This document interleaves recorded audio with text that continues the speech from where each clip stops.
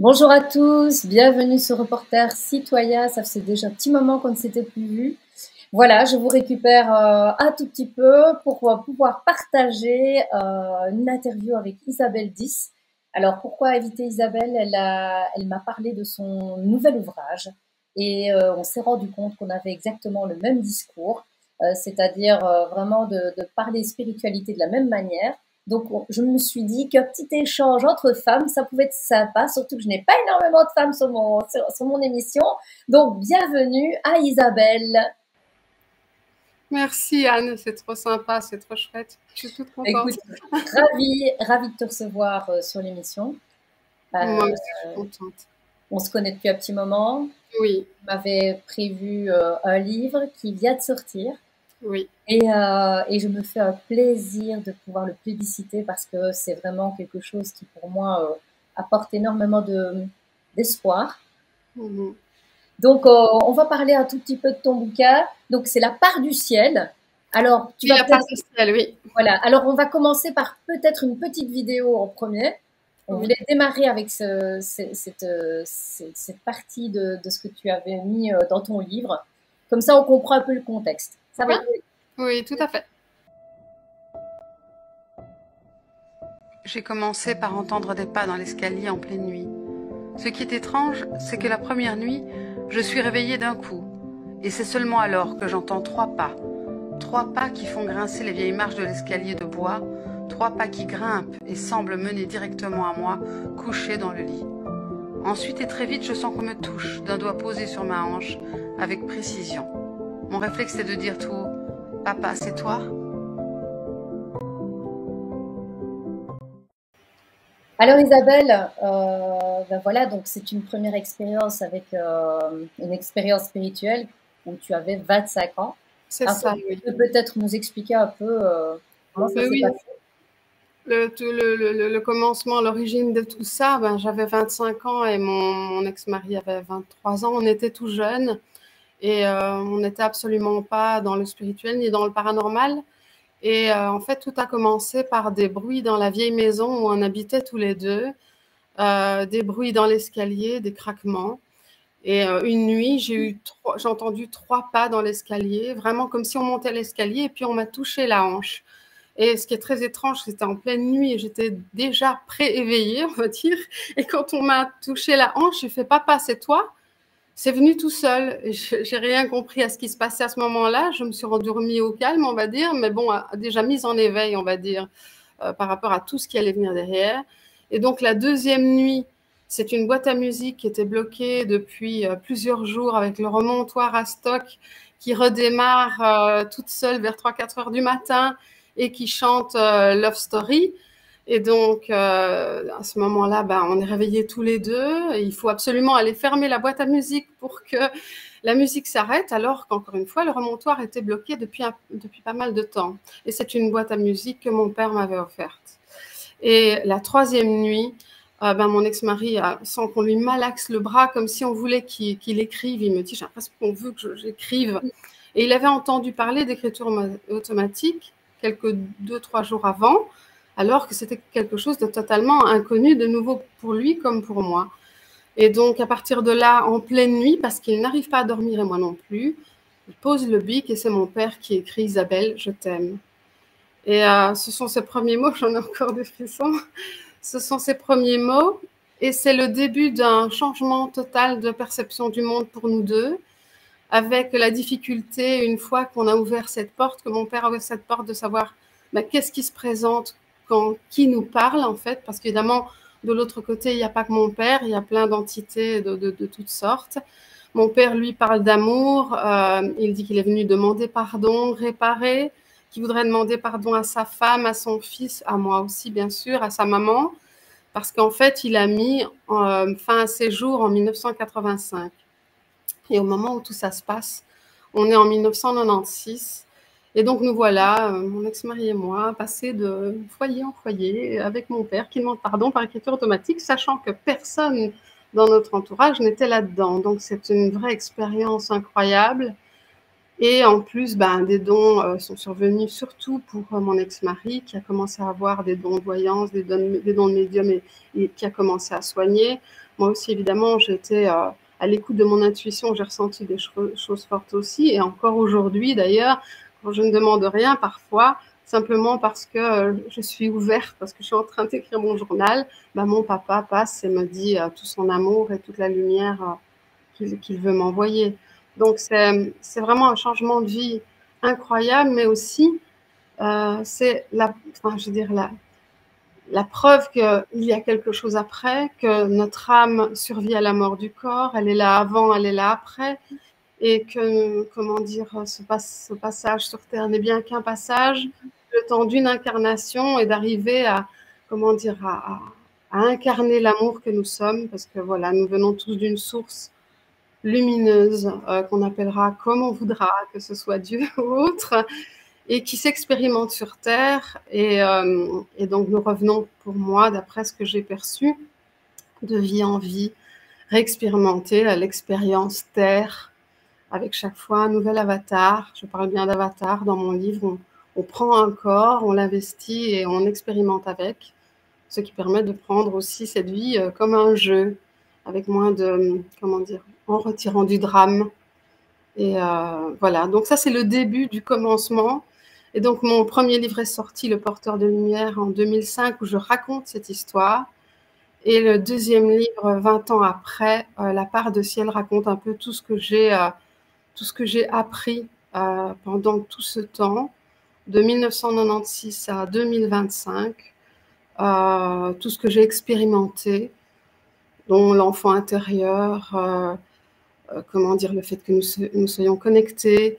Et quand je dis expérimenter, c'est vraiment expérimenter. Je n'ai parlé, je ne parle et je n'évoque que ce que j'ai expérimenté personnellement.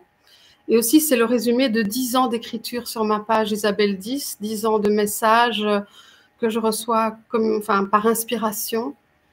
Et donc voilà, c'était nécessaire aussi que je mette un objet tangible toute cette, comment dire, tout ce que j'avais écrit qui restait encore un peu immatériel sur le net, en fait. Donc, c'était aussi cette idée-là, d'avoir un objet, en fait, à garder avec ce témoignage. Voilà. Alors, on a beaucoup parlé ensemble. Oui. On se rend compte qu'effectivement, on avait un peu un parcours similaire, comme si on avait un peu quelque chose à faire ici. Et il y avait plusieurs personnes qui étaient dans le cas. Oui. Comment tu vois la chose là? Quelle est ta perception? En fait, on est nombreux, je pense de plus en plus nombreux aussi, à recevoir des messages et à se reconnecter à notre part de ciel, la part essentielle, la part de l'âme en fait. C'est quelque chose qu'on a oublié. Et dans cette période qui est très troublante parce que c'est une période, il faut le dire, d'effondrement. Donc, il y a une tentative d'effondrer le monde, ce qui permet aussi de connaître des renaissances. C'est-à-dire qu'une part de la société a fait sécession, celle qu'on dit élite, et nous précipite vers une espèce de fin de monde, de fin de civilisation, en tout cas, qui nous permet aussi de nous reconnecter à nous-mêmes. Parce que c'est souvent dans ces situations d'urgence et de difficulté qu'on retourne aux sources. Et donc, oui, des gens comme nous sont là aussi pour redire et répéter nous avons une âme, nous sommes autre chose que cette machine de chair, on est beaucoup plus que cet avatar. Et pour rappeler à tout le monde que, aussi, une des choses importantes, on est co-créateur dans cette vie. À tout moment, on peut rejouer la partie, faire des ajustements, on n'est pas condamné, on n'est pas puni. Et même s'il y a des moments de destinée auxquels on sent bien, on en avait parlé, hein, des moments de destinée auxquels on sent bien qu'on ne peut pas échapper parce que ça a l'air de venir de vie antérieure ou de choses vraiment lourdes à régler ou des morceaux plus durs, on va dire, à régler. Globalement, mon expérimentation personnelle depuis tout ce temps, ces décennies, c'est qu'on a vraiment beaucoup de pouvoir en fait sur comment on va vivre les choses, comment on va les transformer et dans tous nos choix, quelle est comment dire, l'ampleur de notre création, en fait, de notre part de création. Une fois qu'on est conscient de ce qu'on est, en fait, hein, on se souvient de ce qu'on est. Parce que tant qu'on est dans une négation matérialiste, comment dire, bien triste d'ailleurs de l'expérimentation de la Terre, tant qu'on est dans cette illusion de la matière, parce qu'elle est totale, bien sûr, il y a la matière, il faut vivre la matière. Je trouve que la spiritualité doit être incarnée. Il ne s'agit pas de se retirer du monde dans une méditation infinie. Il faut vraiment, enfin, pour moi, mon expérimentation, c'est ça, incarner les choses. Incarner les choses, c'est les mettre à l'expérience. Donc, tout ce dont je parle, c'est essentiellement ce que j'ai expérimenté personnellement. Et il a fallu passer, comme on en a parlé aussi, de l'enfant par l'enfant intérieur. Ce morceau-là, d'ailleurs, c'est vraiment un morceau dur pour moi. Donc, il a un peu secoué toute ma vie. Explique un peu justement cette idée d'enfant intérieur, parce que moi, j'ai eu cette expérience également, mais d'une autre manière, on en a discuté. Oui. Je veux dire, toi, c'est venu totalement différent, c'était plutôt onirique. C'est ça. En fait, j'ai commencé à avoir des rêves réguliers, tous les mois, tous les 3 mois, je ne saurais plus dire exactement. Et c'était chaque fois un petit garçon blond qui pleurait dans son lit. Il était en âge d'être presque debout, en couche, et il hurlait comme s'il mourait de faim, en fait. Et j'ai rêvé en tout et pour tout 7 années de cet enfant dans son lit, régulièrement comme c'est un appel de l'âme, hein, je l'ai compris par la suite. Mais sur le moment, je ne comprends pas ce que c'est. Je sais que, enfin, je vois aussi avec le recul, évidemment, que c'était l'annonce d'un grand changement de vie. Et comme je n'écoutais pas cette part de moi, quelque part, elle criait dans la nuit.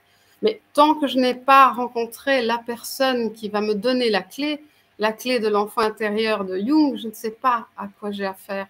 Je me dis que je culpabilise peut-être parce que à un moment, j'ai laissé ma famille pour changer de vie, etc. Je me dis, je culpabilise peut-être parce que je laisse mes fils, mais en même temps, ils étaient encore avec moi. Donc, voilà. Et c'est la psychologue que je croise à ce moment-là qui me dit, mais c'est votre enfant intérieur, vous ne vous aimez pas assez, il faut aller vous aimer, et je vais vous faire travailler là-dessus, et je ne vous lâcherai pas tant que vous n'avez pas travaillé là-dessus. Et donc, à partir de là, j'ai commencé à faire des visualisations avec elle. Ça a pris très peu de temps, réellement. Mais ça a été d'une puissance incroyable. En fait, à partir de là, j'ai pu aller me donner l'amour bienveillant nécessaire pour une vie épanouie, en fait. Parce que sinon, ce qu'on croit, c'est que l'amour est extérieur, qu'il faut aller le chercher, qu'il est en l'autre, que c'est l'autre l'amour, alors que l'amour, nous le sommes tous, et que cette part est vraiment à l'intérieur. Et c'est Jung qui a développé cette théorie, ou en tout cas qui a développé cette idée, cet archétype de l'enfant intérieur. Ce qui me trouble évidemment, c'est que avant d'avoir affaire à cet enfant intérieur, je n'ai aucune connaissance de Jung. Je n'ai pas lu sur l'enfant intérieur. Je n'ai pas de prérequis. Et comme d'habitude, je fais ça aussi pendant que j'en parle, c'est toujours très fort quand on touche les choses importantes. Et donc, je n'avais jamais entendu parler de tout ça. Et mon âme prend ce moyen-là pour me dire urgence, alerte. Tu es en train de te lâcher là. Tu te lâches. Tu n'es plus du tout à ta place. Mais ça me demandait un tel changement de vie, une telle conscience, en fait, que j'avais une résistance. Et d'où le rêve qui revient récurrent, comme un hurlement de l'âme dans la nuit, quoi. Donc, c'est toujours plus violent, en fait. Tant que tu ne réagis pas, ça devient... C'est toujours plus violent. Et puis, quand je commence à agir dessus, par contre, ça change de dialogue. Finalement, ce sont mes fils dans leur lit, et puis c'est ma poupée de chiffon quand j'étais enfant. Et là, à partir de ce moment-là, j'ai bien compris que quelque chose va changer. Et quand l'enfant intérieur réapparaît, parce qu'il réapparaît, il n'est plus en train de pleurer. Il est souvent sur ses pieds, il vient demander un bisou, ou alors fais-moi un câlin, ou il apparaît tout lumineux, comme éclairé de l'intérieur, comme une luciole, et je le tiens dans mes bras. Donc à chaque fois, j'ai compris que c'était ma manière à moi, on va dire, d'aller rechercher la certitude que je prenais bien soin de moi-même, de la part essentielle de ce que je suis Et je C'est ça. pense Donc, que obligation de d'abord travailler son enfant intérieur avant de pouvoir commencer l'étape suivante. C'est c'est ça que ça. tu as ressenti. Moi, j'ai ressenti pareil, hein, donc Oui, j'aime oui. bien de pouvoir en parler parce que Mhm. on en a discuté assez longuement. Et c'est vrai qu'on a des parcours de vie où on remarque que toute personne qui est réveillée, parce qu'on n'est pas encore éveillé, hein, on est bien d'accord, je veux dire, on est en chemin. C'est ça. C'est un petit clin d'œil pour une de mes auditrices qui dit toujours on est en chemin. Et c'est vrai, en fait, C'est ça. on sera toujours en chemin parce qu'on C'est est en ça. constante évolution. Oui, Donc, oui, il n'y a pas de je suis réveillée, tu es endormi. Non, non, enfin, je suis réveillée et mhm, on commence le cheminement vers c'est un ça. éveil qui ne s'arrêtera jamais. C'est ça. Tout à Mm. fait. Je pense qu'on est éveillé vraiment libéré de la matière et même libéré de l'astral, hein. Parce Ouais. que tant qu'on est, je vais dire, parce qu'il y a des âmes comme celle de mon père, hein, tout simplement, il est passé de l'autre côté, il s'est demandé ce qui lui arrivait. Et ce qu'il nous a dit, c'est qu'il voyait bien qu'il y avait la lumière qui l'attendait, mais il ne s'en sentait pas digne. Donc ce qu'il y a aussi, c'est qu'il n'y a pas Culpabilité. de punition. Oui, c'est la culpabilité, elle vient de nous, nous sommes notre propre bourreau. Parce qu'il disait, je me punis maintenant. Ça m'a troublée parce que je n'avais aucune connaissance en rien. Mais si je me souvenais bien, on me parlait d'un Dieu absolument difficile et cruel qui nous punissait. Or, pas du tout. En fait, c'est au contraire nous qui nous punissons, comme il me l'a dit, je me punis maintenant. Et donc, sa réparation, c'était de communiquer son amour qui était toujours bien présent, puisqu'il nous aimait, et Mhm. de redire son amour à toutes les personnes qu'il avait lâchées au moment où il avait mis fin à ses jours. Et de l'autre côté, il était comme en boule, comme prostré. Je l'imagine souvent comme ça, dans une pièce sombre. En fait, on atterrit de l'autre côté à l'endroit où on se trouve au moment de la mort. Donc, si on est en cours de réveil et d'éveil et qu'on est en cheminement vers soi-même, il y a beaucoup de chances que de l'autre côté, ce soit tout de suite la lumière pour aller faire l'examen de conscience que racontent les expérienceurs de mort imminente. Donc, on voit la lumière et puis on sait ce qu'on doit faire, si on doit redescendre, si on doit se rapprocher de ses enfants pour réparer, ou si on peut aller quitter le samsara, le tour des boucles des vies des vies et des réincarnations pour aller finalement au paradis. Mon père en était là, il était bloqué. Et je pense, et je le raconte dans mon livre, qu'on avait vraiment un contrat d'âme tous les deux, lui et moi, pour que je me souvienne, malgré la blessure et l'abandon, que je l'aimais. Et c'est fou parce que je ne lui en voulais pas. Quand il s'est présenté, je pense que c'est pour ça qu'il est passé par moi. Il est passé par le canal de mon ex-mari qui était très sensible et qui était à ce moment-là en difficulté aussi. Je me suis rendu compte que mon ex-mari était en dépression à ce moment-là, c'est-à-dire que mon père a pu passer parce qu'il était dans une vibration égale et ce qu'il voulait, c'était que nous ne passions pas par des moments aussi douloureux que les siens. Et donc, on avait sûrement, comme j'ai pensé, signé un contrat d'âme pour pour que je me souvienne que je l'aimais au-delà de toute la souffrance vécue. Et Alors oui, voilà, parce que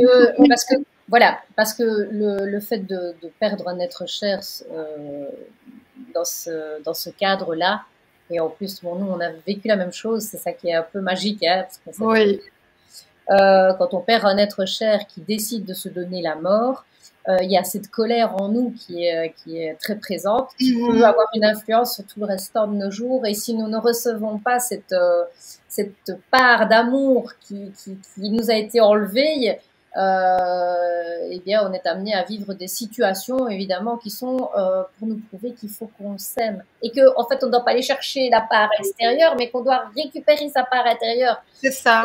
C'est pour ça qu'en fait, chacun de nous chemine de manière différente, mais qui recherche la même chose, cette approbation, cet amour de soi. Et je veux dire, moi, D'abord. j'ai dû le tatouer.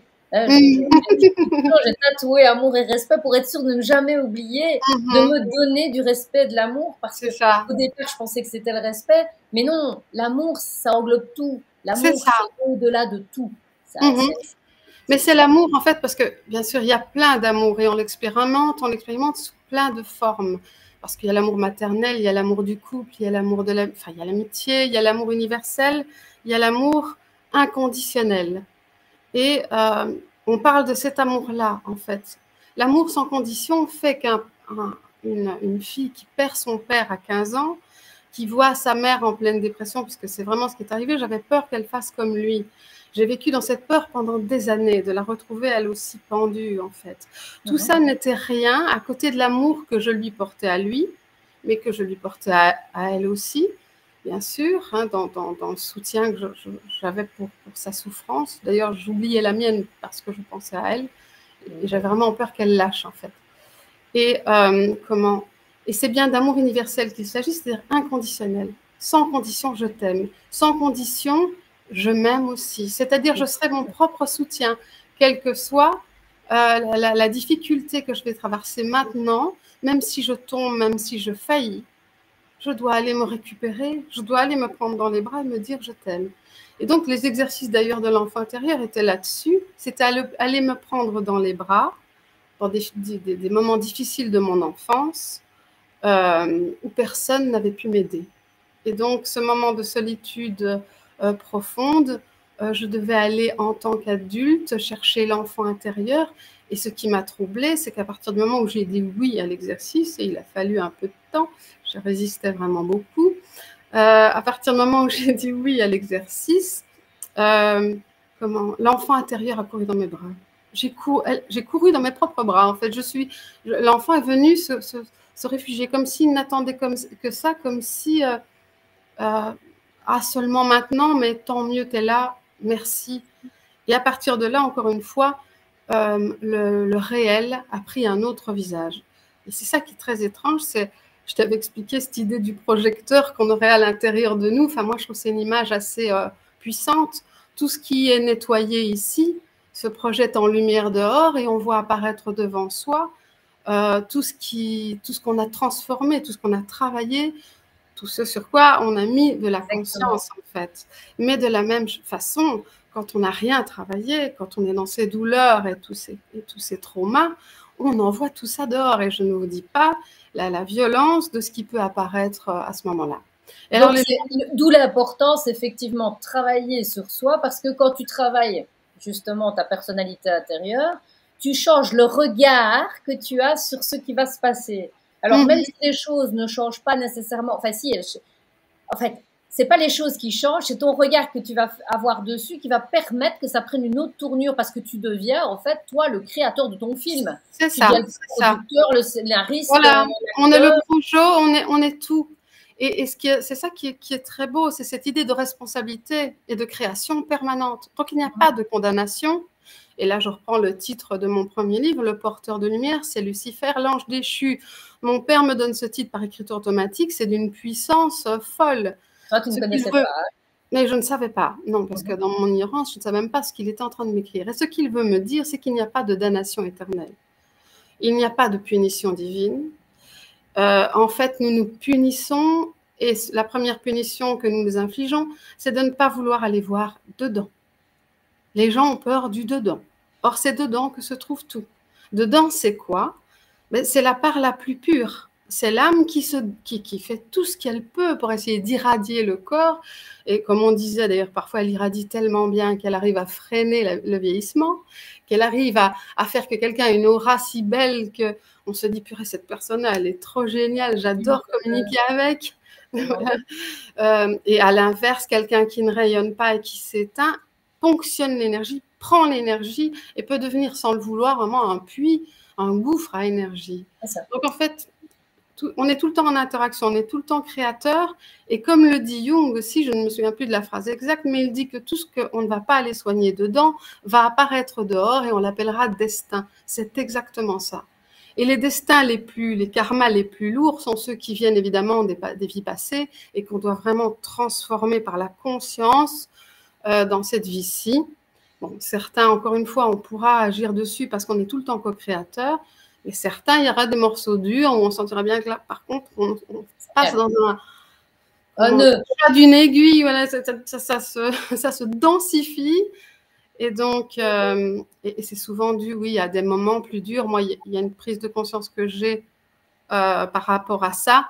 J'ai dû avoir une vie de nonne et de sacrifice. Ça m'est apparu très fort récemment par un contact que j'ai eu, une relation que j'ai eue et j'ai compris qu'on avait vécu quelque chose de très fort à ce niveau-là, mais c'est de l'ordre de personnes qui sont obligées de renier et leur lien et leur amour au nom de la religion ou qui ont subi des violences parce qu'ils étaient dans la religion.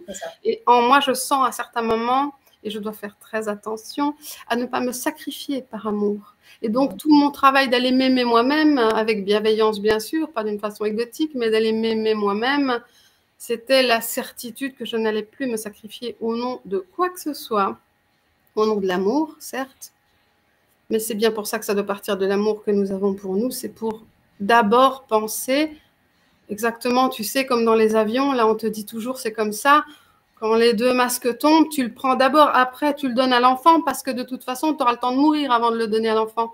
Donc commence par toi-même. Je trouve cette image est vraiment... Oui, c'est une image que je reprends régulièrement, figure-toi. Ouais. Moi aussi, ça me travaille. C'est normal. Si la maman n'est pas bien ou si la personne de confiance n'est pas bien, le reste ne pourra pas aller bien. Exactement. Et donc, même si ça semble égoïste, parce que bon, quand on se choisit soi-même, évidemment, les gens qui ne sont pas capables de le faire, évidemment, le voient pas sous le même œil. Hein.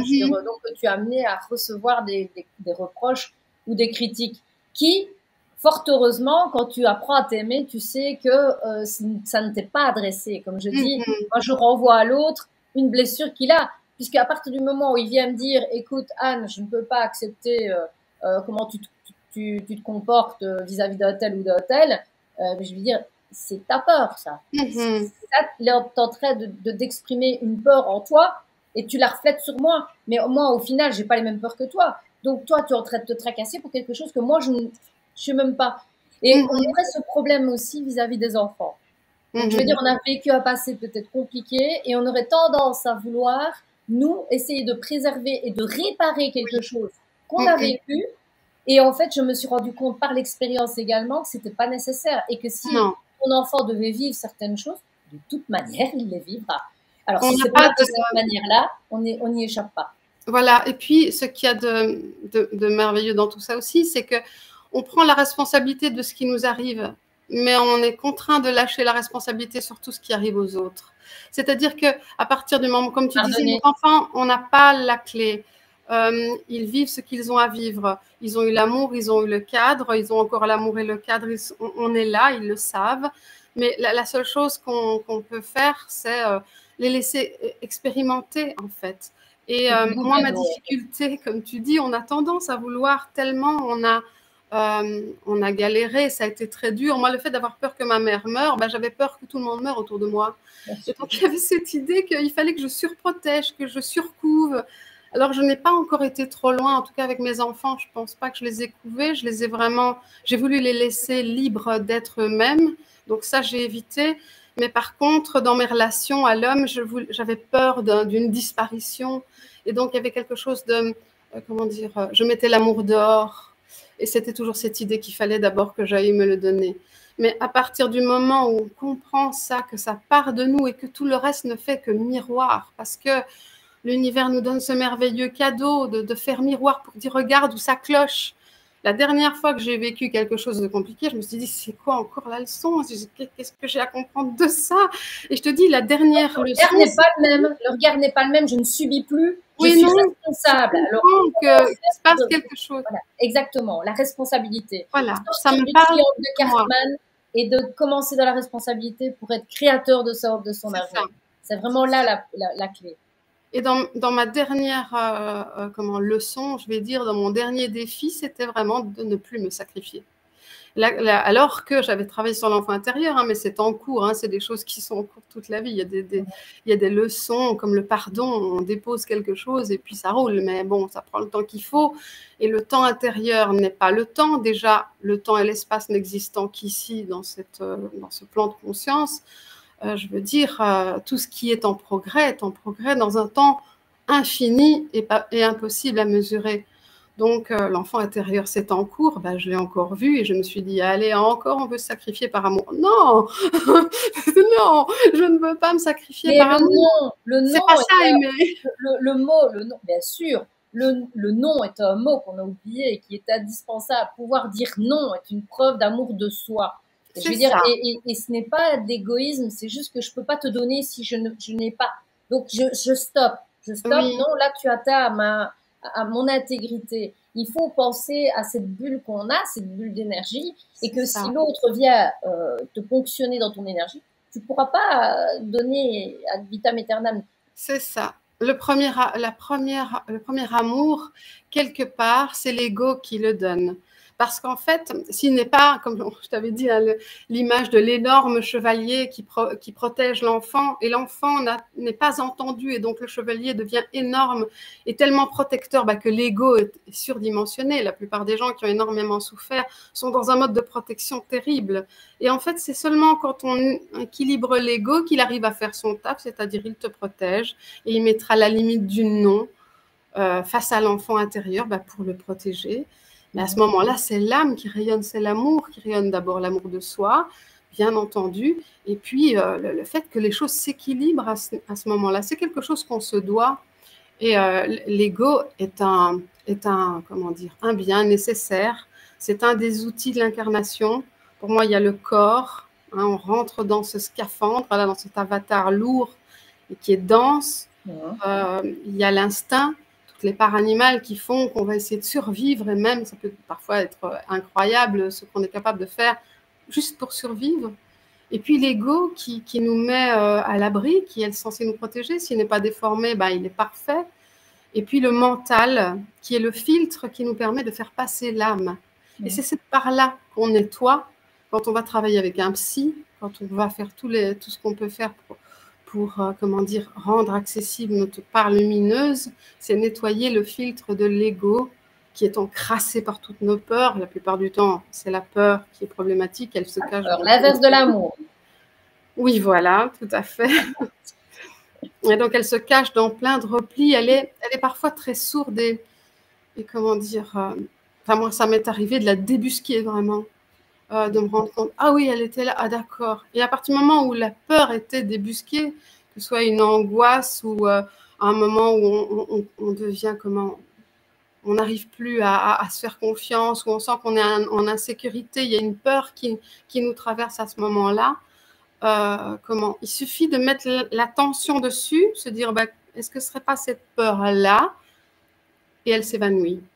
C'est comme si de la traversée, on la faisait s'évanouir, et on se rendait compte surtout qu'elle était illusoire. Parce que tout ça naît dans nos pensées multiples, nombreuses, à la seconde, il y en a combien je t'avais dit parfois comment je pouvais, par exemple, j'entendais en moi cette petite voix intérieure qui peut être si charmante parfois, mais si dure aussi. On se parle très mal dans le secret de nos pensées. Et moi, j'avais identifié vraiment ça comme un symbole pour moi. Raconte juste une toute petite anecdote, et j'ai trouvé très belle, mais elle s'est reproduite plusieurs fois, vraiment comme si j'étais sourde d'oreille, sourde à cet amour en fait. Et donc, une fois comme ça, je sors du bus, et donc je suis dans ce processus de l'enfant intérieur. Ma psychologue, celle qui m'a parlé d'enfant intérieur, m'a mis les bases. Donc, je sors du bus, et puis je tombe je me vois dans une vitrine en face, et je me dis, putain, qu'est-ce que t'es moche, tu vieillis mal. Bon, alors ça prend 3 secondes, c'est infâme. Et j'ai vraiment, j'ai quand même le temps de me dire, mais c'est quoi cette méchanceté permanente en fait. Et à ce moment-là du bus, mais la personne sort juste derrière moi. Donc un homme sort du bus, il a les bras ouverts, il me dit, vous êtes magnifique. Je dis, mais enfin c'est incroyable. C'est vraiment la réponse de l'univers, c'est vraiment la grâce. Et j'ai eu tellement de fois ça pendant ce temps-là, je me suis dit, c'était vraiment l'univers, Dieu, peu importe au fond, le nom qu'on donne à cette énergie que nous sommes et où nous retournerons, peu importe le nom qu'on lui donne, mais c'est bien ça qui nous parle, c'est bien ça qui nous répond. Et il n'y a rien à faire, c'est le simple fait d'envoyer quelque chose et de rendre quelque chose, à chaque fois cet effet miroir permanent qui nous permet et d'ajuster et de savoir où il y a encore du travail, et en même temps de percevoir à quel point nous sommes créateurs.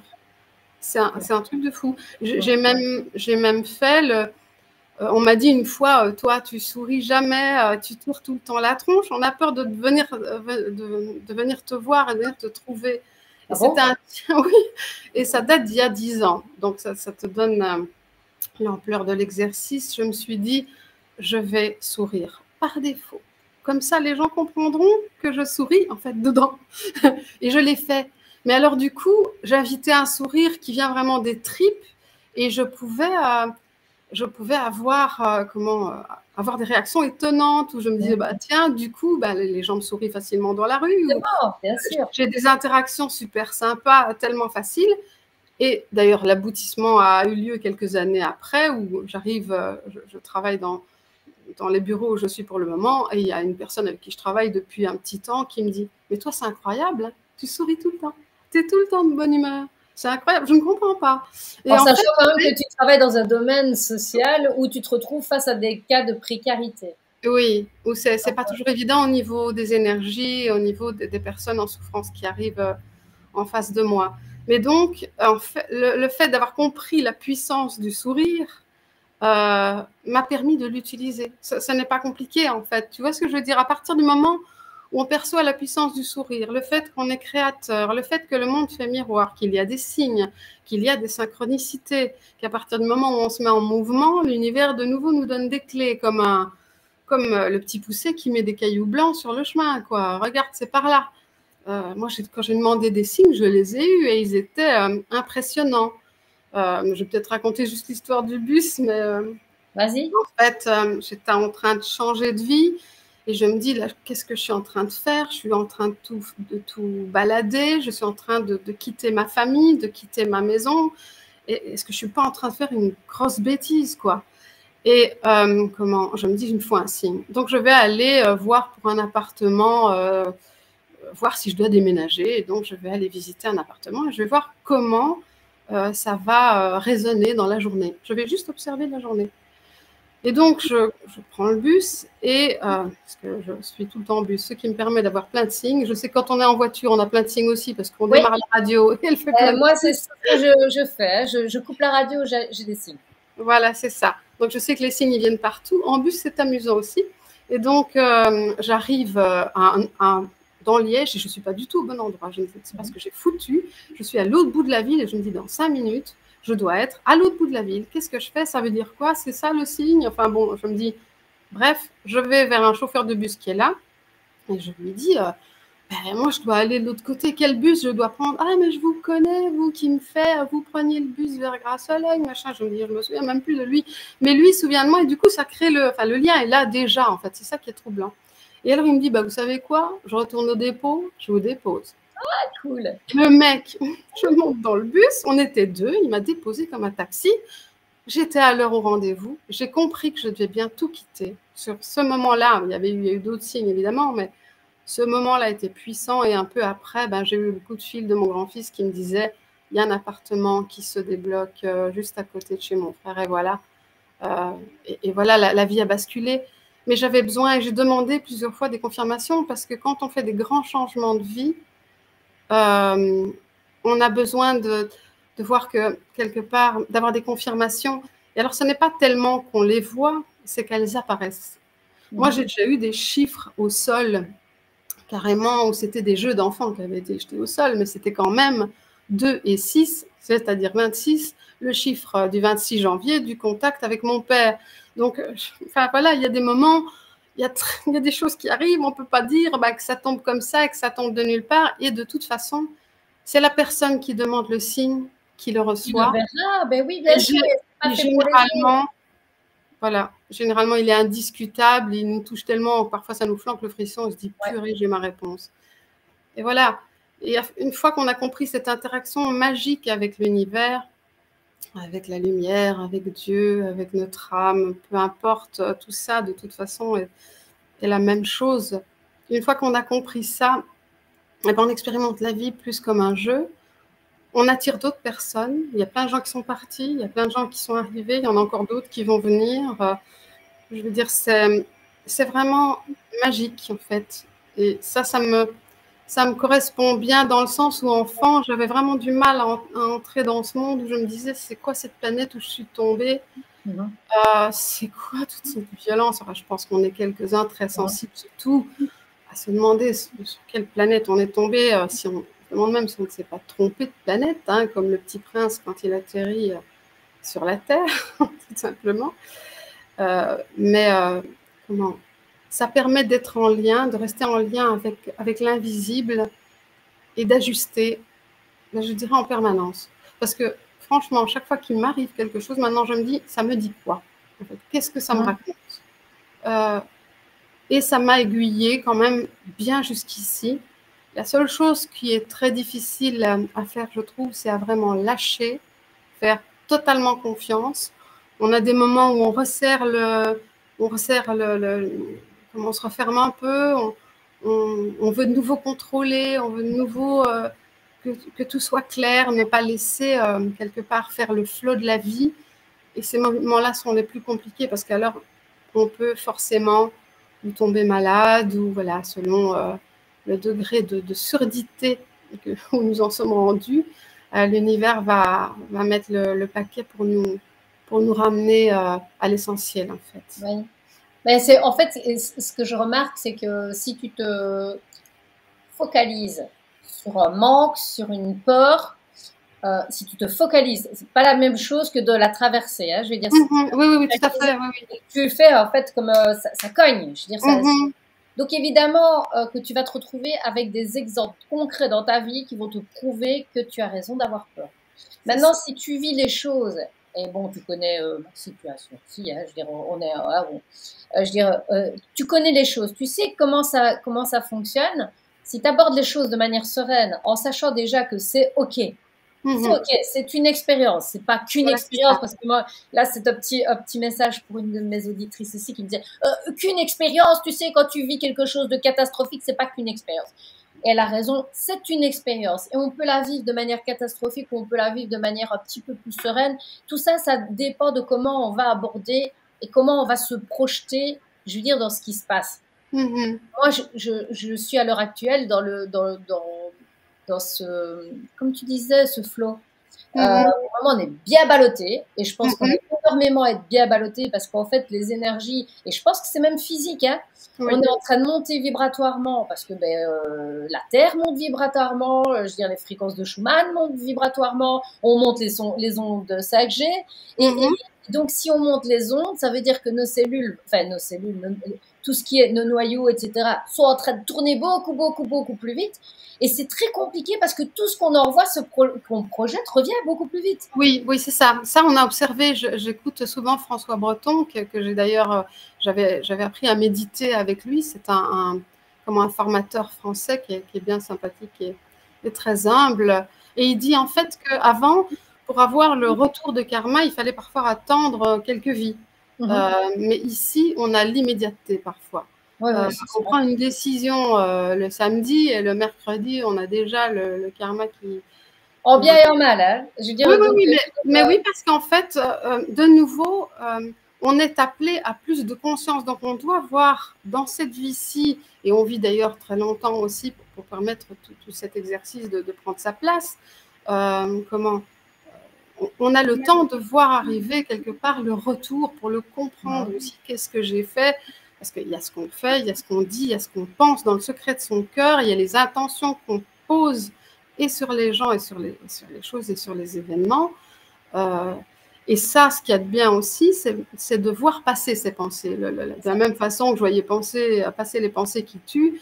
Mais responsable, de nouveau, c'est le mot responsable. Oui, tout à fait. Responsable de ses pensées, quoi. C'est ça, et de les laisser passer et de les valider. Le tout, c'est de ne pas valider. Au bout d'un moment, elles en ont marre de penser, les pensées stupides, quand tu ne valides plus que ce qui est bon. Et donc, je suis passée de « mon Dieu, qu'est-ce que tu vieillis mal » à « c'est super, ma chérie, t'as réussi. Ma chérie. » Je n'ai jamais appelé ma chérie avant. Donc, j'ai bien compris que j'étais en train de switcher vers quelque chose de plus aligné. Et donc, oui, il y a cette élévation de conscience, cette élévation d'énergie. Et encore une fois, mon livre aussi parle de ce moment de crise qui nous amène à plus de conscience, à nous positionner, à arrêter de faire les enfants face à l'autorité, donc à reprendre notre souveraineté, à redevenir, à redevenir maître de nous-mêmes, à prendre des décisions, à se positionner, non pas guerroyer, non pas se battre, non Voilà. pas sortir les armes, il n'y a pas besoin, il suffit de dire non, de se positionner, parce que dire non, c'est se dire oui. Parce que dire non, c'est se permettre de rayonner qui nous sommes. Tant qu'on se laisse donner des ordres à des autorités supérieures qui ne sont pas toujours bienveillantes, quand on n'est pas capable de mettre un stop à ce genre de choses, eh bien, on est un enfant. Il n'y a pas d'adulte dans ce comportement-là. C'est encore qu'on est la fille ou le fils de son père ou de sa mère. C'est qu'on n'a pas clôturé des relations ou comment dire, on n'a pas solutionné des liens. Donc, on parle justement que tu dis, il faut savoir dire non. Le savoir dire non n'est pas nécessairement obligé de. Alors, ben, je vais prendre l'exemple. Moi, comme je t'expliquais, je me suis un peu, comment dire, confrontée à l'autorité. J'avais besoin, puisqu'on est des enfants et que, bon, une adolescente dans mon âme, j'avais besoin de me confronter à l'autorité. Je l'ai fait. Et je ne le regrette absolument pas parce que j'ai appris que j'étais capable de le faire. Est-ce que c'est nécessaire de réitérer chaque fois la même chose? Non. Ce qui est acquis est acquis. Alors moi, je remets comment dire, alors on va reprendre l'armure, évidemment, l'armure de guerrière, enfin ce costume de guerrière que je connais que j'ai, je vais le mettre de côté et je sais que je peux l'utiliser, donc je suis rassurée parce que je suis en connexion avec la petite fille intérieure et je suis rassurée que s'il arrive quelque chose, la grande Anne, elle va tout de suite reprendre son armure et elle redira, elle se repositionnera en disant stop. Maintenant, on n'est pas obligé, je veux dire, il faut accepter toutes les facettes que nous avons, c'est-à-dire cette facette de guerrière, mais c'est-à-dire des facettes multiples que nous avons, et c'est ça aussi l'enjeu qu'on vient vivre sur Terre, c'est de pouvoir accepter tout simplement que nous ne sommes pas qu'une chose, mais nous sommes l'ensemble de tout. Tout existe, tout coexiste. Et on sait une chose, c'est qu'on ne doit pas choisir entre un ou l'autre. C'est un coexiste avec l'autre. Mais en plus, la guerrière, c'est la part agissante, c'est le côté Mars, c'est le côté Yang, et on en a besoin. En fait, c'est vraiment comme l'arbre. Moi, j'aime bien cette image parce que l'arbre enfonce ses racines profondément dans le sol et donc il tient bien au sol, il est ancré et il peut du coup déployer ses branches dans le ciel et ramasser toute la lumière. Et plus il s'enfonce dans le sol, plus il déploie ses branches. Exactement. Donc on a besoin des deux, du yin, du yang. On a besoin, on le disait, on est dans un monde duel et on expérimente cette dualité par le couple, par exemple, où la femme et l'homme, quelque part, se matérialisent en dehors pour être compris en dedans, car nous sommes tout ça dedans, ce qui fait aussi qu'on essaie de trouver cet équilibre yin-yang en nous, en vivant ces relations homme-femme à l'extérieur. Donc, en fait, on passe son temps à expérimenter la dualité pour faire le choix de la lumière, pour faire le choix de l'amour, pour faire le choix du sensible. Mais pour ça, pour incarner tout ça dans le monde, il faut pouvoir agir. Et agir, c'est mettre son armure à certains moments. On m'a appelée Jeanne d'Arc, moi, 2 fois déjà. Hein, donc, t'entends des voix et en plus, tu bagarres. Ben oui, en même temps, est-ce que ce n'est pas parce que et même je dirais, c'est parce que je sais qu'il y a tout ça, que je sais que c'est à incarner. On ne me demande pas d'aller me mettre justement, comme peut-être j'ai fait dans d'autres vies, dans un monastère et me retirer. Ce n'est pas mon rôle. Je dois me positionner dans le monde. Dans cette crise, j'ai bien compris qu'on était tous des enfants qui devions dire non quand ça va trop loin. C'est non. Et je l'ai senti à un point, mais de fou. Et je sais bien que j'étais en train de terminer en plus une de mes leçons, tu vois, ne pas se sacrifier, savoir dire non, se donner l'amour bienveillant nécessaire, etc. Mais le problème aussi… Le processus est indispensable pour pouvoir dire non. Donc, au final, on était préparé à pouvoir dire non. Tout à fait. C'est important de savoir. C'était justifié. C'est ça. Et c'est important, je pense qu'on ait tous vécu ça, conscient ou pas conscient, parce qu'on a bien senti la limite. Ça a fait très mal à certains qui ont été jusqu'au bout de la soumission et qui ont beaucoup souffert de tout ça. Ce sont des cours, ce sont des leçons. Et le temps n'existant pas, l'espace n'étant qu'une illusion de ce monde, de ce plan de conscience, et j'adore écouter d'ailleurs Philippe Guillemont sur tout ça, parce que comme il vient de la science, en plus, il est scotchant. Si j'avais eu ça il y a 20 ans ou 30 ans, quand j'ai eu le contact, ça m'aurait bien aidé. Mais à ce moment-là, bon, je ne le connaissais pas. Et puis, il n'en était pas là dans ses travaux, je pense. Mais bon, il y a cette idée qu'il n'y a ni temps ni espace et que tout se crée ici. Donc, on est dans une forme, de toute façon, d'illusion, de passage. J'aime bien l'idée de l'avatar, comme si on était dans un jeu vidéo. Disons, on rentre dans un corps et on expérimente. Alors, c'est quoi ce truc et qu'est-ce que je vais pouvoir faire avec ce machin?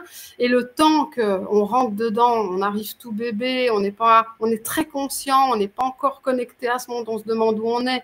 Et tout doucement, à partir de 7 ans et puis 12 ans, on s'ancre, on rentre dans la matière et on commence à expérimenter tout ce qui est la sexualité, etc. Là, on commence à vivre la part, comment dire, incarnée. Tout ce temps-là est hyper important pour rentrer, pour accepter de rentrer dans l'avatar, parce que c'est pas une mince affaire. Les gens, enfin, j'ai beaucoup de compassion pour les êtres humains dont je suis, parce que je me dis, les gens qui racontent les expériences proches de la mort et qui nous disent rentrer dans ce corps, c'est comme rentrer dans un gant trop étroit. Ouais. On sent le côté, ça tire de partout. En plus, si tu réfléchis bien, ton champ de vision, il est vraiment étroit. Ton âme, elle voit partout, dans tous les sens, elle conçoit tout. Une fois qu'on sort de son corps dans des états modifiés de conscience, comme dans le rêve ou autre, on conçoit bien que l'âme est plus que ça. Elle voit à 360 degrés, c'est même pas qu'elle voit, elle perçoit. D'ailleurs, les êtres de lumière, ceux qui ont dit en avoir vu, ils n'ouvrent même pas la bouche, tout ça se passe par télépathie. Oui, tout à fait. C'est des liens, c'est une autre façon de communiquer. Et d'ailleurs, je vais repartir sur mon père à ce niveau-là, parce qu'il a décrit les mondes qu'il traversait, des mondes de musique, des mondes de lumière. Il a dit qu'il était dans des vaisseaux de lumière aussi. Il a dit qu'il était entré dans la lumière et qu'il l'attendait. Il y a énormément de monde de l'autre côté, évidemment. Et puis, il y a cette lumière qui aime, qui nous aime au-delà de tout. Et les personnes qui l'ont perçu par après l'ont vu à l'âge de 30 ans, jeune et beau, tout en lumière, illuminé de l'intérieur, vraiment. La voyante qui m'a beaucoup aidée, Esmeralda Bernard, qui m'a permis de témoigner et qui m'a permis d'être éditée la première fois, m'a dit, la première fois qu'elle m'a vue, je vois votre père tout illuminé avec un livre en main. Et mon livre le premier livre n'était pas encore sorti. Je l'avais dans ma besace et je voulais justement lui présenter pour qu'elle me dise s'il y avait moyen quelque part, si elle connaissait un éditeur ou quoi. Et donc, voilà, il semble que dans d'autres mondes, dans d'autres plans, on vive d'autres choses et qu'il n'y ait ni temps ni espace. Et voilà. Mais c'est vrai qu'il y a aussi des bardeaux d'entre-deux. Quand les personnes ne sont pas très conscientes d'elles-mêmes vivantes, globalement, elles passent par des étapes pas très agréables qu'on peut assimiler éventuellement au purgatoire, je ne sais pas, mais qui sont des endroits où on meurt à la hauteur, où on a vécu et surtout où on est passé de l'autre côté. Est-ce que c'est des endroits où on peut se faire soigner avant de recommencer une incarnation? Parce qu'on parle de ça, de certains endroits où il semblerait que les âmes se reprennent un petit peu, c'est le temps de pouvoir reprendre du souffle et de se dire, parce que parfois des morts violentes, justement, c'est un peu... Il y a un peu de tout, tu vois, il y a un peu de tout. C'est très difficile de savoir parce que c'est vraiment parfois du cas par cas. On dirait qu'il y a des tunnels différents, des plans de conscience différents. Il y en a qui vont se retrouver dans des endroits vraiment terribles où ils vont croiser des gens vraiment assez désagréables. Dans cette vibration-là. C'est une vibration au niveau astral qui est vraiment notre plan de conscience désincarné. Là, c'est pas toujours très sympa. Mon père y était et il a décrit ce qu'il y voyait. Et d'ailleurs, dans les tout premiers contacts, on avait aussi de ces entités juste en souffrance. C'est pas de la méchanceté réellement. C'est un manque de conscience. C'est une âme, oui, vraiment pas consciente d'elle-même. Qui n'a pas vu la lumière, qui n'est même pas consciente parfois qu'elle est morte. Je ne sais pas si tu as vu The Others avec Nicole Kidman. Non, mais j'ai vu, comment s'appelle le film No Solar? Ah, ça, je ne l'ai pas vu. C'est un peu ce principe-là, je pense qu'il y a effectivement... Dans The Others, je ne vais pas faire le spoil, mais voilà, ça explique bien ce qui peut se passer après la mort. Ghost aussi, où le mec continue à courir hors de son corps, il ne se rend même pas compte qu'il est mort. Et il y en a le pire, c'est ça. Il y en a qui disent ben, je ne suis pas mort et de toute façon, il n'y a rien qui existe après la mort.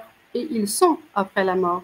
Et donc, ça, c'est des discussions avec des médiums qui sont. Parce que bon, mon ex-mari a beaucoup pratiqué ça et j'ai eu quelques défunts aussi au bout du fil, j'allais dire, mais vraiment en communication. Et c'est parfois très étrange leur façon de percevoir les choses. Et c'est là que je dis qu'interviennent aussi les personnes qui peuvent témoigner. De l'autre côté, il y a quelque chose, et pensez-y bien, il y a une lumière, et regardez-la, vous serez aspiré vers elle, il y a bien autre chose. Donc il n'y a pas besoin de croire, il suffit d'être informé au moins une fois pour, au moment de la mort, se dire « Ah oui, on m'a parlé d'une lumière ». Généralement, il y a un point lumineux quelque part. Et c'est au moment où on met son attention dessus qu'elle s'ouvre et qu'on part dans les tunnels. Si j'ai bien capté, certains ont raconté ça comme ça. Et mon père, c'est quand il a demandé pardon, qu'il s'est senti digne parce qu'il avait réparé, puisqu'il avait été donné la spiritualité à sa fille. Il y a tout un pan de la famille qui était réceptif. Et donc, à ce moment-là, il avait réparé et il a commencé à s'élever. Et c'est à ce moment-là qu'il décrit les plans de conscience et on dirait cette autre vie, quoi, dans la lumière. Et donc... Oui, tu aurais envie de faire quel genre de message par rapport aux gens qui vivent, je veux dire, des situations qui sont quand même vachement compliquées pour le moment parce que on a, alors, tu vois, au niveau de l'information, on voit tout et son contraire. Au niveau de la fête des temps, j'ai encore vu passer une vidéo ici tout à l'heure où j'ai dit, je regarde même pas ce genre de vidéo là, ça me tire vers le bas, j'ai pas envie de ça parce que en fait je suis créateur, je vois pas pourquoi ça me tracasse. Oui, non. Mais en fait, il y a aussi une chose très, très claire, hein, c'est que la fin du monde, la fin d'un monde, oui, la fin d'un monde, la fin d'une civilisation aveugle qui est complètement en état d'hypnose parce qu'elle ne croit plus en rien, qu'on essaye d'éloigner du sacré, de la famille et de toutes les valeurs. Et donc, il est essentiel de se souvenir justement que nous avons une âme. Moi, c'est mon propos, mon premier propos. Et donc, la fin d'une civilisation. Et comme dit très bien Louis Fouché, un système s'effondre et déjà sur ce système, des petites pousses arrivent du nouveau système qui naît. Donc, il n'y a pas besoin d'attendre un collapse ou de souhaiter un collapse de ouf. Ça n'a pas d'utilité et ça n'a pas, je veux dire, on n'en est pas là. On est dans une chute, la chute d'un arbre qui va redonner des pousses et c'est déjà ce qu'il est en train de faire. Comme dit Louis Fouché, c'est déjà en cours. Donc, il n'y a pas besoin. Le côté dramatique est inutile et ça ne fait pas partie de la lumière. La lumière nous parle d'amour, de confiance. De toute façon, nous nous rejoindrons tous, nous faisons tous partie de la même source. Il n'y a pas de temps et d'espace, tu es aimé. Aime-toi toi-même et le monde t'aimera et tu pourras mieux aimer les autres. Enfin, je veux dire, les messages, on les a eus 1 milliard de fois. Connais-toi toi-même et tu connaîtras le monde. Cette belle phrase qu'on a discutée. Oui. Hein, connais-toi l'univers et les dieux. Connais-toi toi-même et tu connaîtras l'univers et les dieux. Donc, tu ne connais ni l'univers ni les dieux tant que tu n'as pas fait un tour sur toi-même. Le premier voyage, c'est toi. Parce que si tu ne sais pas ce que tu es, si tu avances comme en hypnose dans ce monde, tu vas faire juste une vie d'hypnotisé, quoi.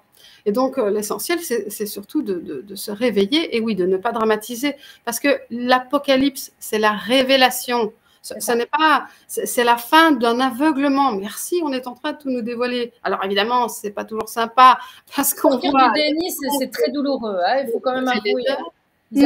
Sortir du déni, parce que les personnes qui sont dans le déni, c'est une manière de se protéger aussi et parfois de survivre. Oui, donc, je vais dire, puisqu'ils se dissocient de la réalité pour être sûr de survivre. Donc, je ne peux pas en vouloir à ceux qui sont dans le déni.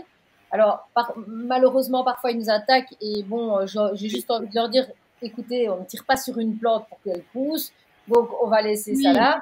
Hein, mais à côté de ça, je veux dire, le déni qui se vit, il y a 2 mondes qui sont en train de se couper. On le sent vibratoirement. Il y a les gens qui sont en train de s'effondrer et de vivre dans un système où ils acceptent de se faire emprisonner, manipuler, gérer. Et puis alors il y a une autre famille qui est en train de prendre une autre route, tout doucement, et qui crée son avenir au fur et à mesure avec un processus créateur, responsable, basé sur la loi naturelle.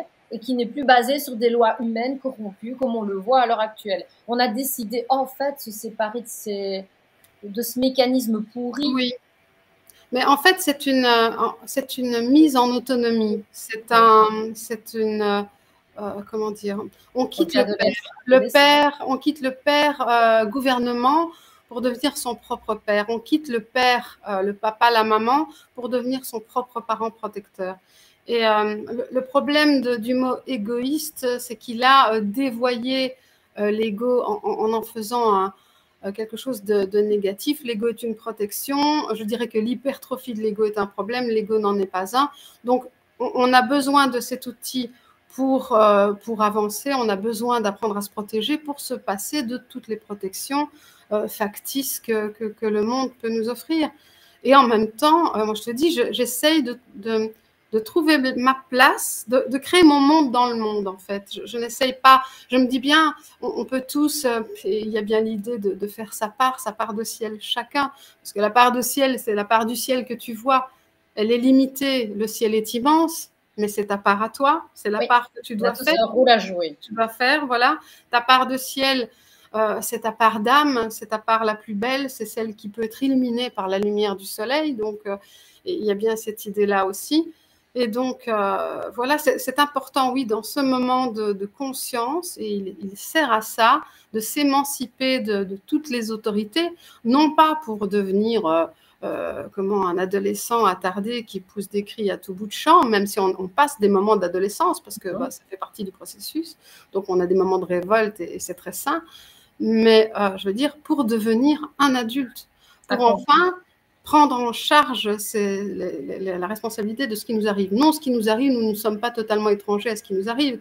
Qu'est-ce que nous avons fait depuis que nous sommes nés? Eh bien, voilà, déjà la somme de tout ce que nous avons fait depuis que nous sommes nés, c'est pas mal. Et quand on pense qu'on a des vies antérieures, ben voilà. Et dans cette vie-ci, on a en plus un conglomérat de souvenirs qui n'arrive pas à notre conscience, mais qui nous permet de nous aiguiller pour justement aller traiter les morceaux durs. Ben, ça fait du taf, quoi. Donc, on a envie de dire, allez-y, bossez. Mais bosser, c'est quoi? Ben, c'est prendre conscience qu'on est un créateur permanent et que sourire au monde, ben, c'est avoir un sourire en retour, tout simplement. Donc, c'est simple, c'est tout simple. Et sur cette route, on rencontre de très chouettes personnes qui sont dans le même mood. C'est vrai, mais en fait aussi, mais oui, on est en train de changer notre cercle. C'est ça. Moi, j'ai vu un monde changer. Et j'ai l'impression que ça s'ajuste tout le temps. Et jusqu'à mes dernières rencontres qui ont été des amitiés comme ça, où je me dis, mais c'est trop top. Ça veut dire que je suis en bonne santé intérieure. Là, c'est que j'écoute mon enfant intérieur, parce que la personne qui est en face de moi, là, je valide, ça fait du bien. Dis-moi qui tu fréquentes, je te dirai qui tu es. C'est un peu, c'est dans cette idée-là, tu vas voir que le monde autour de toi est en train de changer.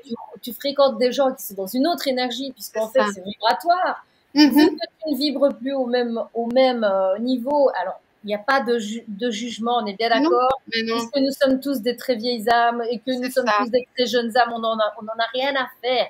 Ça veut dire que la personne qui est née hier a un jour de plus que la personne qui est née aujourd'hui et que la personne qui est née... Mais le cycle est le même pour tout le monde, en fait, au niveau de l'apprentissage. Et puis, parmi nous, il y a aussi des âmes qui viennent juste pour nous mettre à l'épreuve, d'autres qui sont plus évoluées, donc on ne sait même pas qui fait quoi et où en sont les gens. Mais disons que, comme tu dis, on vit ce qu'on vibre et on attire par la vibration que nous sommes, puisque tout ça est énergie, évidemment, des gens, des nouvelles personnes. Et ça nous donne, comment dire, on a besoin de signes, donc de nouveau, ça nous donne un signe qu'on est sur la bonne voie. Ça s'aligne, c'est juste, ça nous permet, parce que ce genre de discussion, c'est hautement agréable. Enfin, moi, je me sens super bien. Je n'ai pas tout le temps l'occasion d'avoir des belles discussions. Je les attends et je les aime et je les demande. Les reçois. Et donc, voilà, il y a ça. Donc, on attire de plus en plus ce qui nous correspond. Est-ce que l'âme vibre? Voilà, on nettoie de plus en plus le mental et on laisse du coup passer la vraie vibration de l'âme et on rencontre des personnes plus alignées. Voilà. Alors, plus Quand en tu France. parles de nettoyage, prends peut-être l'exemple du charbon. Hein, le charbon, Mhm. c'est du charbon qu'on fait finalement les diamants. Et Mhm. se rappeler qu'il faut des frictions, faut des frictions et des frictions et des frictions avant qu'on arrive à obtenir quelque chose de magnifique. Donc, au final, c'est tout à fait normal que nous ayons eu une vie très agitée. Maintenant, c'est de voir ce qu'on va en faire.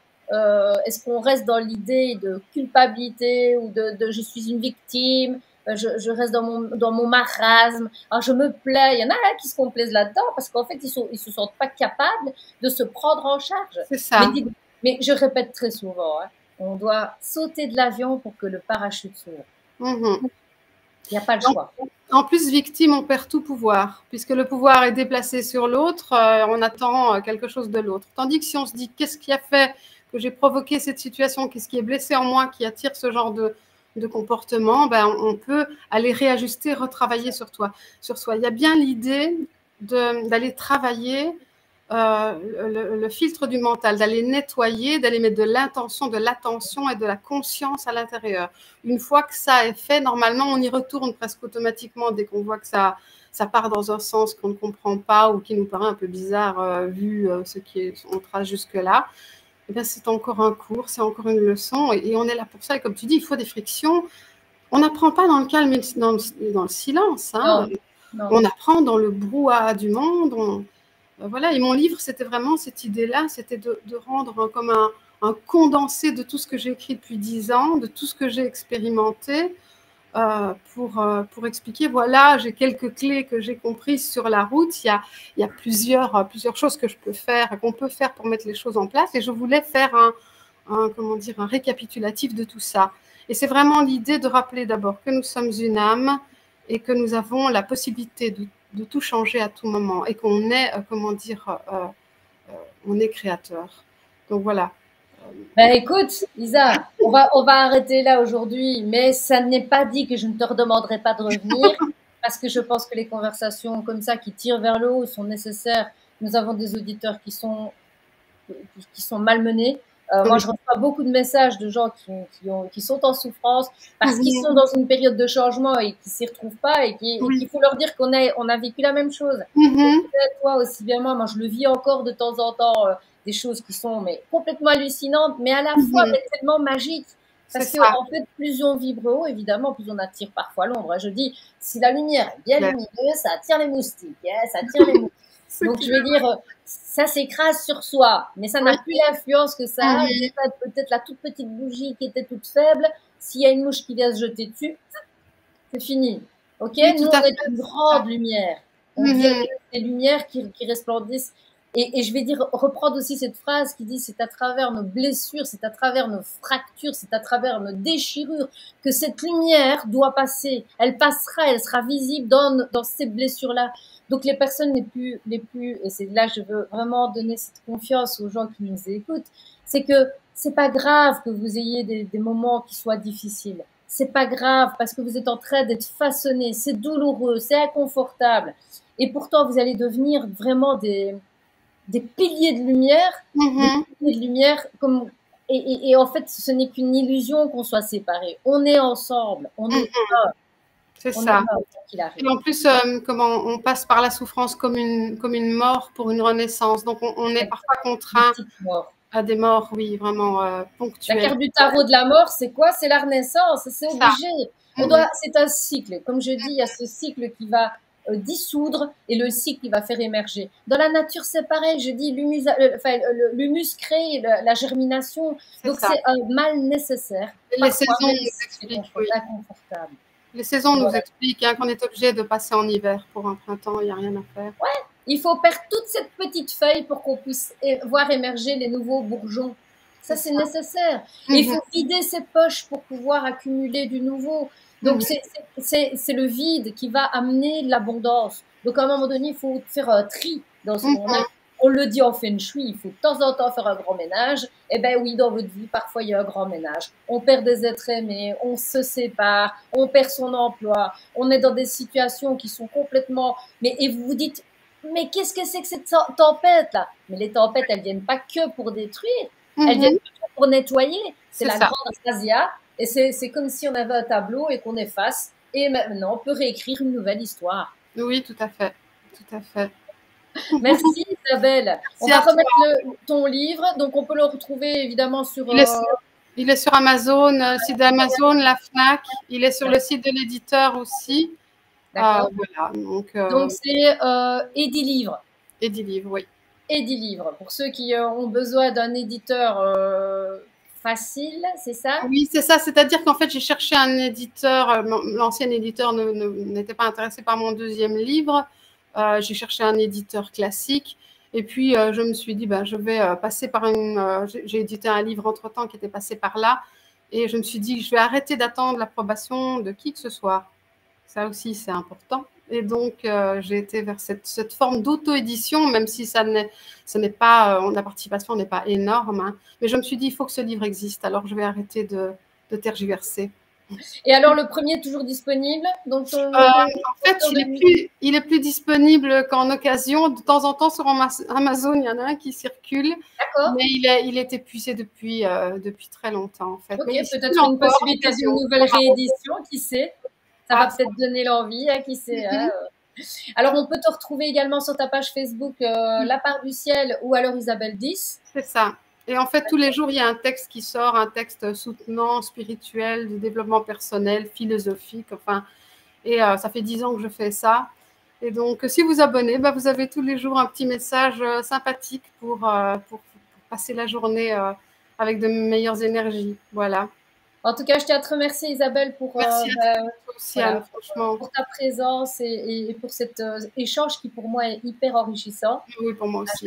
Excellent. Je remercie également les auditeurs, puisque, bon, il faut savoir qu'on est quand même suivi par nos auditeurs et c'est grâce à eux, évidemment, peut-être le petit rappel. Et là, je fais encore mon emmerdeuse, peut-être, mais on ne se rend pas compte, mais ça nous épuise parfois aussi de manière énergétique. De devoir se déployer tout seul. C'est grâce à vous, les auditeurs, que nous pouvons continuer à travailler. C'est grâce à votre soutien, qu'il soit matériel, qu'il soit simplement de partage, qu'on a cette opportunité de contrer parfois des médias qui sont pas là effectivement pour nous rendre service.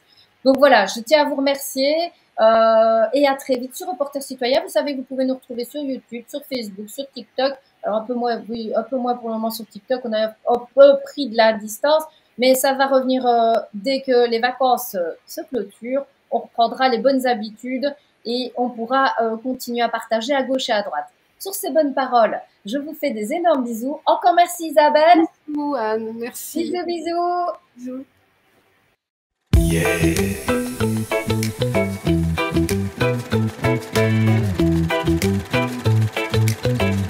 Bonjour à tous, bienvenue. Juste un humain parmi les autres et l'envie de tendre la main pour faire que ce monde, le nôtre, nous émerveille de petits riens. Ce n'est peut-être qu'une goutte d'eau, mais quelquefois juste celle qu'il faut.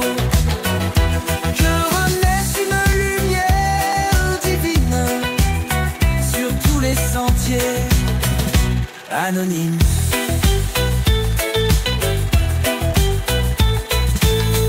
Juste un humain, comme tant d'autres, créant de possibles demain avec le cœur, sans faire l'apôtre, aimer le vivant magicien. Ce n'est peut-être qu'une goutte d'eau, mais quelquefois juste celle qu'il faut. Que renaisse une lumière divine sur tous les sentiers anonymes. Juste un humain, et puis un autre, est tel un réseau de neurones. Ensemble, ensemble, pour enchanter chaque matin. Ensemble comme des humains.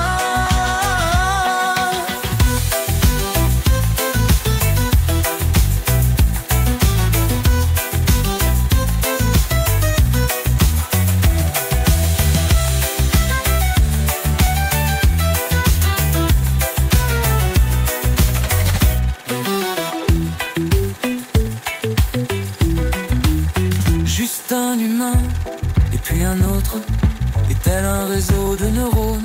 Ensemble, ensemble, chanter chaque matin, ensemble comme des humains.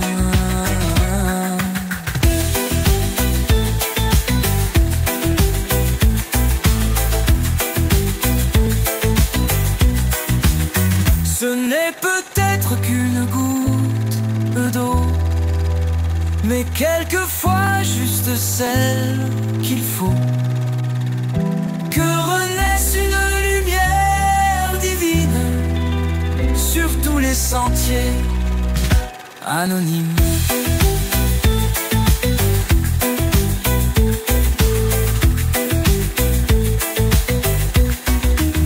Juste un humain et puis un autre, et tel un réseau de neurones. Ensemble, ensemble, pour en chanter chaque matin. Ensemble comme des humains. Merci beaucoup pour votre fidélité et bien, je vous dis pour les sentiers anonymes. Une belle soirée à tous. Merci. Au revoir. Au revoir.